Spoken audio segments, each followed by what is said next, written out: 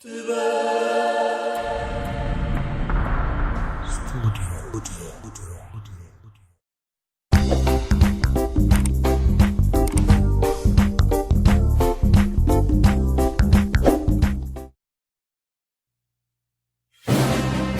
بالعالم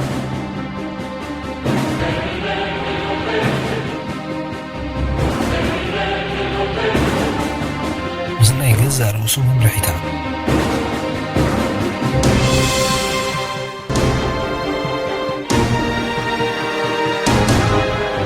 غروب باسي جونات مسرتاي كومون يسب أوي التحزاتو أبطمني عالم نزغفو اسم بيتات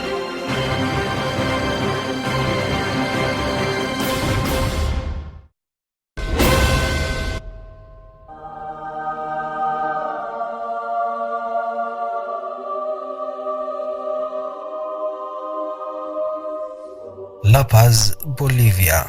3700 لعل صفحة بحري أب عالمنا زبرخة منبر بيت منغستي زلوا أبزا بقوبوتات زوقبت كتما كلت نغرات اللوا أزينا شجرتي كلت نغرات راح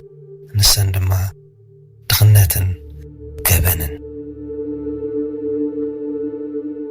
بوليفيا أبدو أمريكا خبزركبها هجرات بدخنت تخلقيت تسرع هجريا أب عالم كابتن كوكين زفريا دما سالسيتيا دارقال على فرق كاب هزبا زغون أب تحتي مسمر دخنت يزنبر أب زبوتازي أب سام بيدرو أبزي جهنم زغون مربع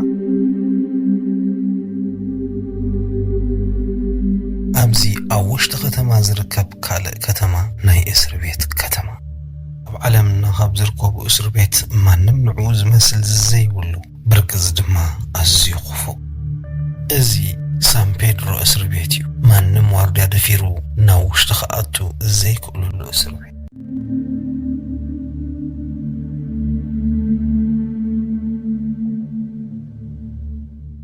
حق قلبو زغن بوتا بزيكات حيال كالك نورو لزيك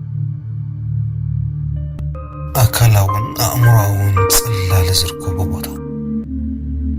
أمنغوتهم نيحاشش واللفاتن قتلت سباتن عم استدك نستيون قلعتن أنستن يركوبهم ذي سان بيدروي كابتما بعلمنا اللوز بهالو زخوفو اسر بيت وهو سع شوعاتي يدلو تاف دقا مئتو ناين سان بيدرو دفأفأ كوينلو لقوات اسر بيت لعلعاقن مليئو خمزلو انت تفلت نوهو جن حدشت اسراتي موزو نابزي بفتاو زمت يلن هنياتو بدحر زعسر شمونت مترو زغموتو مندق جهنم كمزز بيوم يفلت يوم كارلوس كايوغوس ون يفلت يوم تخصيص اللو زمت اقبن برات تعاتيقا كتراني ابزي كارلوسن بطوتون كمزغو بيوم سان بيدرو كباب علم نازل كوبو اسر بيتات ازيود تفلي إيفان كيسبي كاب أبالات بوليس بوليفيا اتناي متقرش تاترخبو أنكو سبي كاب بدحريو أخيل كان السخا نولك خيخا ثم أنتي إيفان كيسبي 10 سبات مزجيبو قوتيو وقاتو ناي زغونا أبال مافيا قجل مللي أبال نايتي أب لاتين أمريكا لعلميت شح أبالات زلو بمارا سالفادور روشا زمرح ناي مافيا جروب كي تخوان دما بوليس بدك وقاتو تلكا يفتشتا ناي عشرات سأل دما يوسد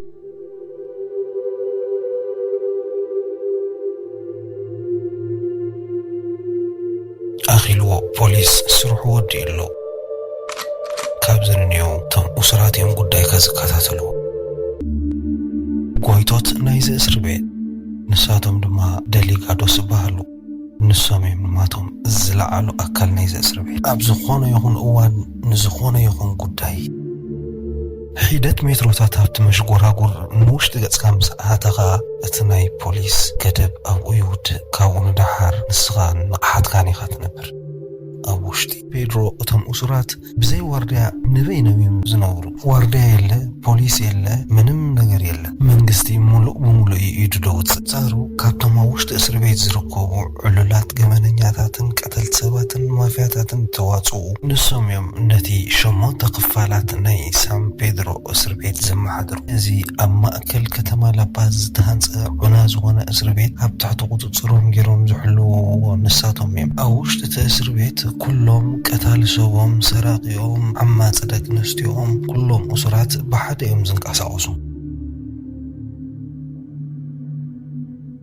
ካብ 2002 ንድሓርዩ መንግስቲ ዘይልሙድ ዝኾነ ውሳነ ወሲዱ ነዚ እስር ቤት ሙሉእ ብሙሉእ ናብቶም እሱራት ራሕሪሑ ፀጉዑ ሒዙ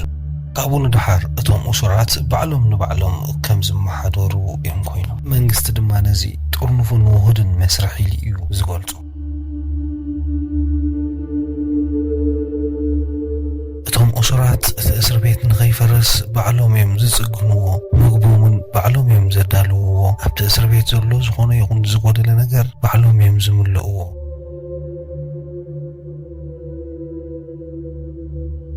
ኣብ ውሽጢ ከተማ ትርከብ ካልእ ከተማ ሕጊ ኣልቦ ከተማ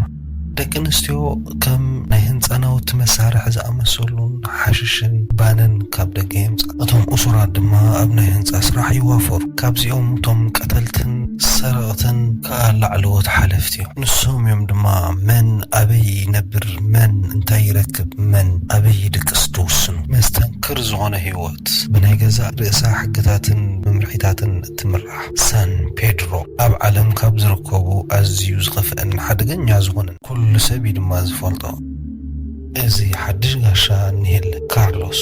ንሱ እውን ይፈልጥ እዩ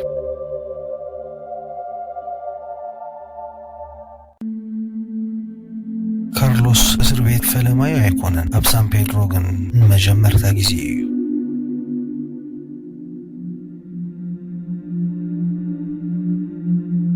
እሞንጎ መናድቕ ናይ ሳን ፔድሮ ትርከብ ሂደት ምስከድካ ዘላ ማዕጾ ናይ ገሃነም ማዕጾ ፖሊስ ፍጹም ዘይሰግራ እቶም ደሊጋዶስ መምሕዳሮም ዝጅምሩላ ማዕጾ እዚ ነፃ ሰብ መፂኡ ሓንሳብ ነዛ ማዕጾ ምስ ሰገራ ካብ ዝንንየው ነፃ ኣይኮነን ደጊም ናይዚ ዋርድያ የብሉ ፖሊስ ዘይብሉ ዝኾነ እስር ቤት ኣባል እዞም ናይ እስር ቤት ሓለፍትን ኣማሓደርትን ካብዚ ኣያ ትጅምር ስርሖም ቪክቶር ሁጎ መንዶዛ በቀሊሉ ክዝከር ዝኽእል ስም 4 ትንፋስ ብምሕላፍ ተኸሲሱ ናብ ዝኣተወ እዩ ንሱ ድማቲ ላዕለዋይ ሓላፊ ናይዞም ደሊጋዶስ መንዶዛ ንነፍሲ ወከፍ ሓድሽ ሰብ ብጥንቃቐ እዩ ዝሕዞ ከም ንጉስ ናይዚ እስር ቤት መጠን ሓንቲ ኣቓሉ ሓንትን ናይ መወዳእታን እቲ ሽግር ነቲ ሓድሽ ዝመጽእ ሰብ ህይወቱ ከቢድ ይኸውን ጥራይ ዘይኮነ ናይ ምባር ሕቶውን ኣብ ምልክት ሕቶ ይዘኣቱ እቶም ደሊጋዶስ ኣሰድንዮም ነዚ ሓድሽ ሰብ ናብቲ ሓላፊ ይረክቦ ኣብዚ እስር ቤት ንሶም እቶም እስረኛታት እዮም ሕጊ ዘውፅኡ ልዕሊ ዝኾነ ይኹን ነገር ድማ ነፍሲ ወከፍ ሰብ ነቶም ደሊጋዶስ ክእዘዝ ኣለዉ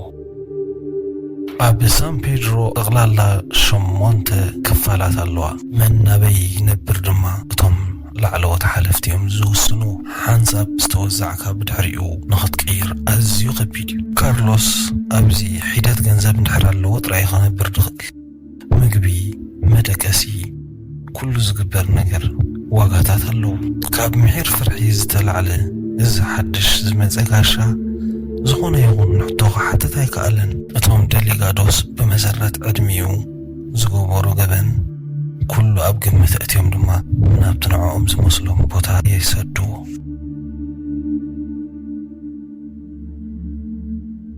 ካርሎስ ናበይ ይወስድዎ ከም ዘለውን ኣይፈልጥን እዩ ናብቲ ጸለም መሽጎራጉር ሒዞሞ ይኸዱ ሉዊስ ካርሎስ ኣርጎስቶ ጋይጎ ካብ ሕጂ ንድሓር ህይወቱ ኣብ ትሕትቶም ላዕለዎት ማፍያ ወዲቓ ርከብ እዚኣ እታ ናይ መጨረሻ ሰዓት ንካርሎስ ክንቀድሖ ንኽእል ካብ ጽባሕ ንንዩ ኣይክንሪኦን ኢና ህይወቱ ብኣረሜን ተታሒዘ ስለምንታይን ብኸመይን ከምዚ ይኸውን ግን ሓደ ሰብ ዝፈልጥ የልዎን ሳን ፔድሮ ጥራያ ኣብ ዓለምና ካብ ዘለዋ እስር ቤት እታ እንኮ ዋርድያ ይኹን ፖሊስ ንውሕ ወላውን ኣብ ውሽጢ እንታይ ይግበር ኣሎ ከመይ ይኸውን ኣሎ ክፈልጥ ዘይደሊ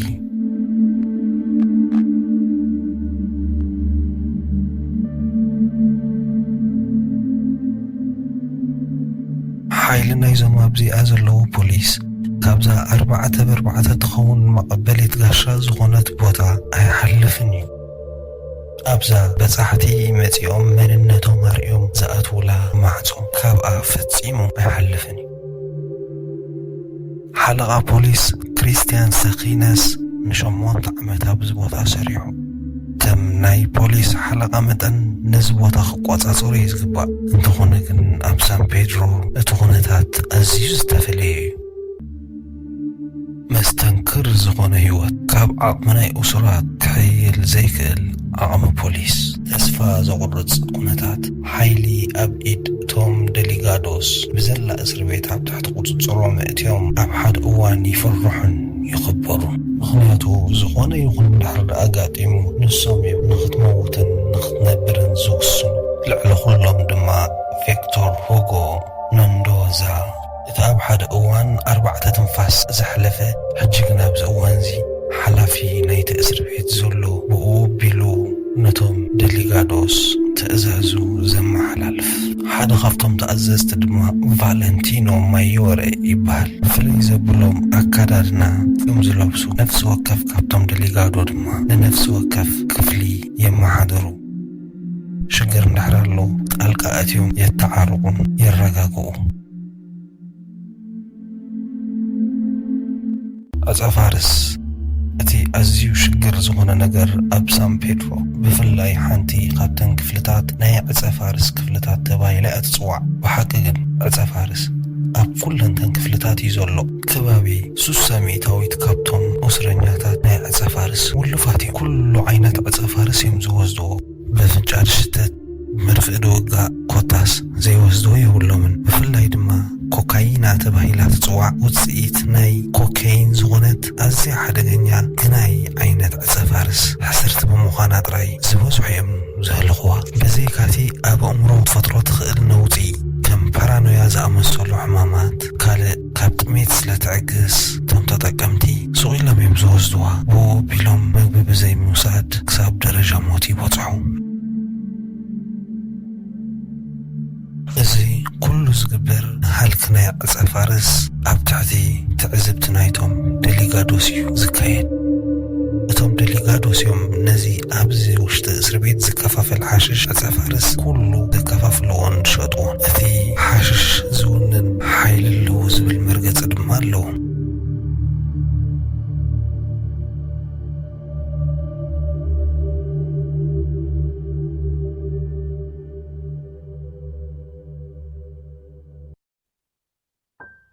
ሳን ፔድሮ ንእሽቶ ነፀበራ ናይቲ ኣብ መላእ ሃገር ዝካየድ መዓልታዊ ህይወትን መነባብሮን ናይቲ ሕብረተሰብ እያ ክኢላታት ናይ ኣጻፋርስ ከም ዝግምግምዎ ሓደ ካብ 3 ቦሊቫውያን ኣጻፋርስ ይወስድ እቲ ኣብ መስርሕ ዝሃለኽ ኣጻፋርስ ግን ዓቐኑ ክንድምንታይ ከም ዝኸውን ማንም ዝፈልጦን ክግምቶ ዝኽእልን የልዎን እንተኾነ ግን ክኢላታት ከም ዝግምግምዎ ኣብ ዝሓለፈ ዓመት ጥራሕ ካብ 209 ክሳብ 410 ቶን ኣጻፋርስ ካብቲ ሃገር ንሰደድ ከም ዝወፀ ይግምግሙ ሓንቲ ግራም ካብ ኮካይን 10 ክሳብ $10 ትበፅሕ ብኣጻፋርስን ገበናትን ዘዕላቕለቐት ንዕንደራ እትምስጥ ሃገር ኮይና ኣላ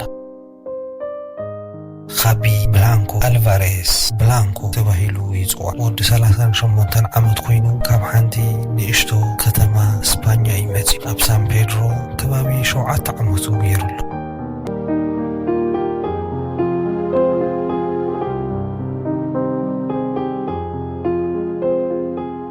ብላንኮ ልዕሊ 4 ዓመት ዝኸውን ካብዛ ሸሎ ፍርሒ ዝተላዕለ ንደገ ገጹ ቅልቅል ኢሉ ወፂኡ ኣይፈልጥን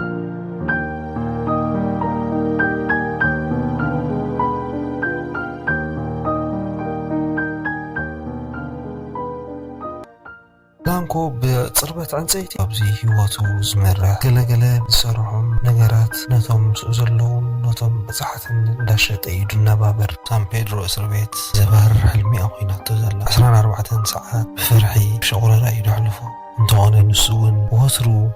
ድልው ንዝኾነ ነገር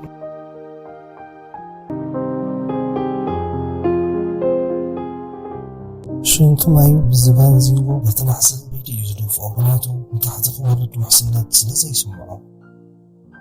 ኣዝዮም ውልፋት ሰባት ኣዝዮም ድማ ጨካናት ሰባት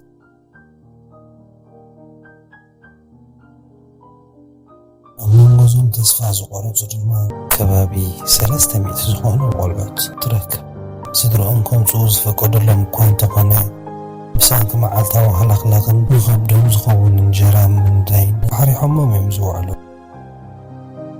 ሓንቲ ካብተን ኣብዚ ዝቕመጣ ደቂ ኣንስትዮ ድማ ሚሼል ዳንዱሶ ኦርታዶ እያ ምስ ጓል 5 ወርሒ ዋላ